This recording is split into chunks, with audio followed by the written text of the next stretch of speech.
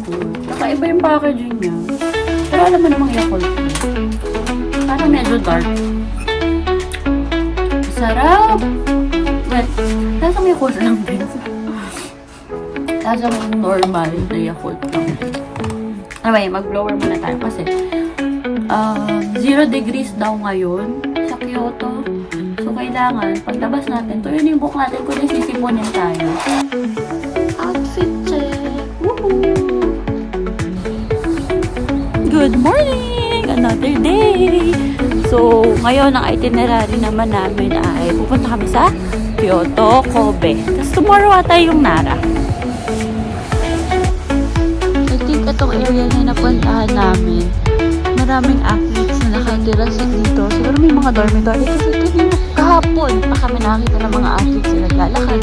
Naka-shorts lang, to tennis court. Tapos parang mga bagong ligo sila. Siguro may malapit na gym dito or stadium na pagpa-practicean ng mga athletes.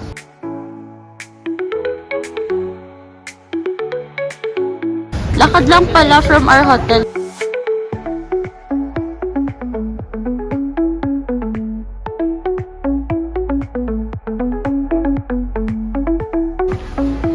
Yan, grabe. First floor pa lang to ng Don Quixote. Kaya nga eh. O, diba? Hindi ka mahirapan kung ikaw ay turista. So, nandito kami sa Don Quixote para mag-avail ng Kansai Pass kasi hindi namin to na-avail nung andong kami sa airport. Don Quixote! Hindi maganda o gaga. Ano bang bibilin? Grabe yung structure ng puno. Ang ganda. So, ayan. Adventure na naman kami. Meron kaming Kansai Railway Pass for 2 days.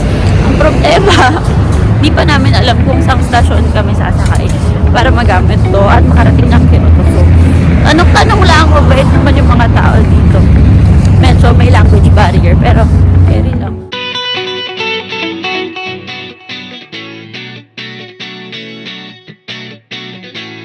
Bait na Pilipina na tumutulong sa amin. Woo! Nakarating din sa Arashiyama. Ito, mukhang province. Dito sa Japan. Ang ganda yung ferry.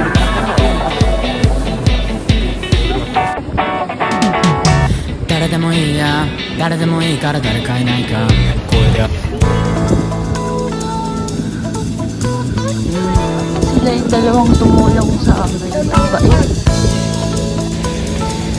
Kaya nakarating din. 1, 2, 3. Isa pa. Nanay ko. Okay. Practice makes perfect. Ready? 1, 2, 3, go.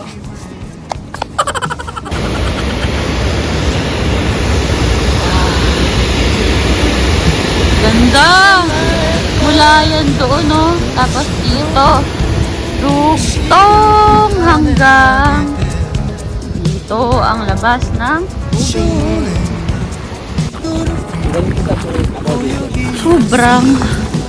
Sobrang lamig. Kahit na, ang taas ng tirik ng araw. Kasi ang bongga. Sana ganito. Hindi pong pagbaba ko ng train mula North Ave pa Ortigas. Gano'n, hanggang Leva.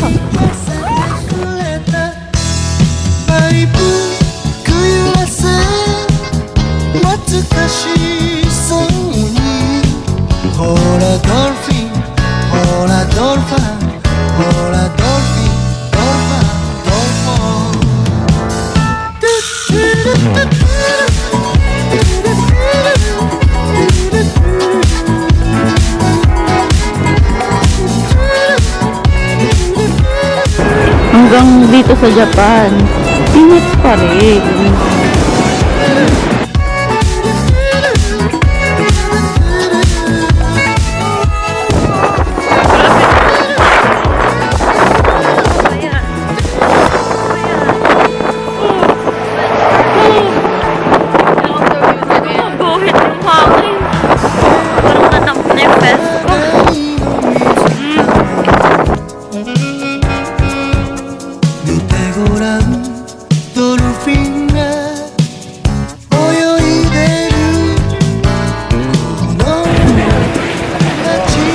Daming tourist na naglalakad dito.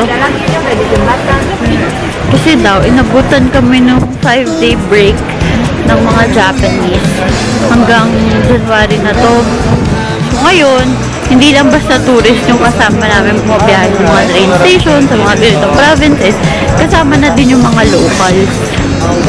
Yan lang, pero masaya kasi ang festive nung mood, no? Very energetic kapag ganitong maraming crowd. Hola dolphin, hola dolphin, hola dolphin, dolphin,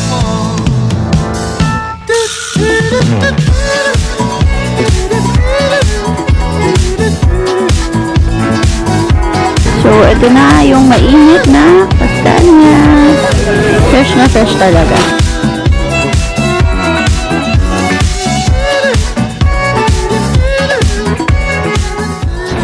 So, pumasok kami dito sa secondary road, dito sa Kyoto, hoping na makakita ng okay na restaurant.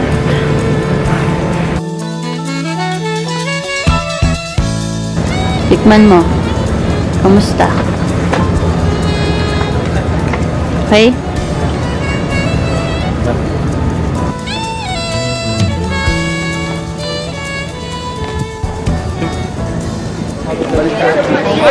Yeah. Mauna na tayo makapunta kasi mukhang uulan. Ang kulimlim ngayon dito. So, nag-decide kami na magtutour na lang muna bago kumain. Diba? Dami ko nakakabungguan. Pero vlog is life pa eh.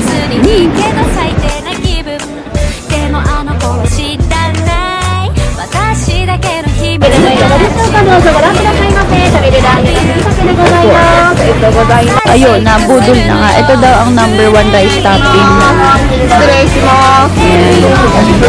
So, order tayo. Ano? Ang anghang!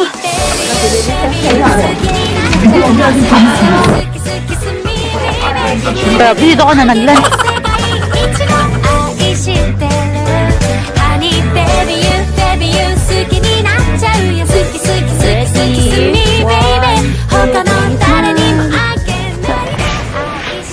Yan.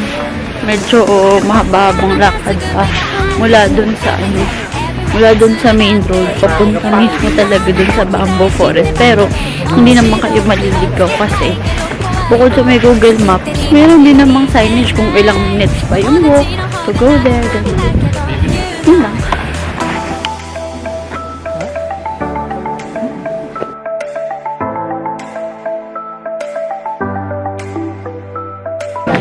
Okay, we are now done dito sa bamboo forest. So, balik na tayo. 생각해줘야지.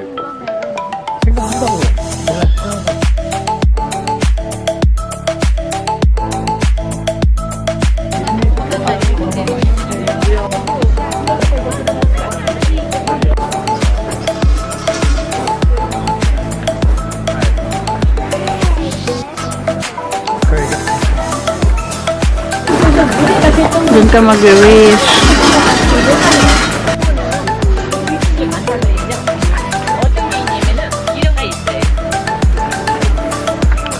Yung iba, nilalagay daw dyan yung mga wish nila.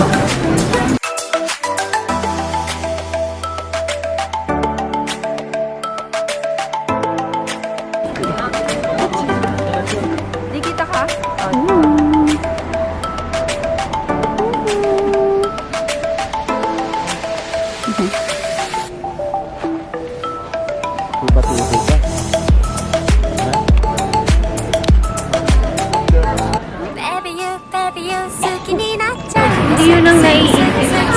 Kaawit lang sila. Nasa na yung mochi? Sa loob yung mochi. Parang Nanginginain.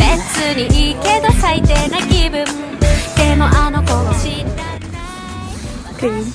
Punta na kami ngayon sa Inari Shrine. なんで優しくするのよ胸いっぱいの Parang ibang lupalop na tong napuntahan namin. Hindi na to, hindi na to probinsya. City na. Sa ibang feels na to. Parang hindi na to Japan. Parang feel ko na sa Amsterdam na. Pero is.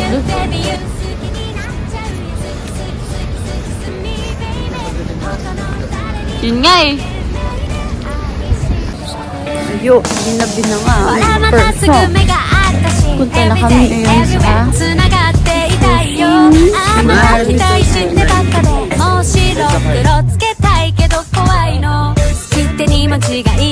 sarap.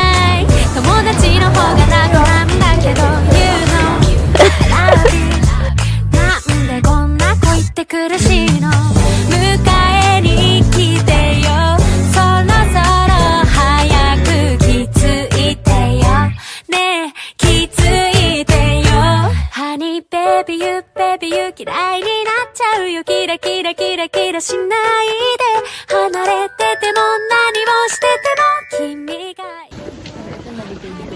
Nabot na kami ng gabi. Pero at least nakarating. 愛してるねえ愛してる Honey baby you 好きになっちゃうよ好き好き好き好きすみ baby 君にあげる世界 Wala na naman kami pa uwi. So, hindi namin magamit yung Kansai Railway Pass dito sa Kyoto Station. So, ang ending, napabili kami ng ticket. Pero nung papunta kami dito, hindi naman kami bumili ng ticket. Gumagana naman yung Kansai Railway Pass. So, siguro, may mali kami binabaan or meron kami dapat puntahan. Tapos, hindi namin na alam. So, ending, nagbayad na lang kami. Bumili na lang.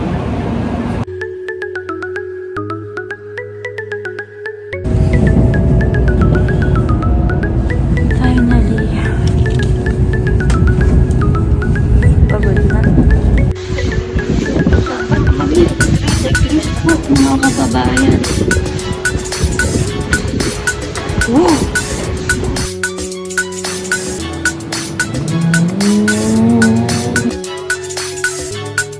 Kain kami dito, sobrang bait ng may-ari. Sobrang accommodating. So, busog na ang person. Nakapag-dinner na kami doon sa kanina. Ayan, so going back to the hotel na.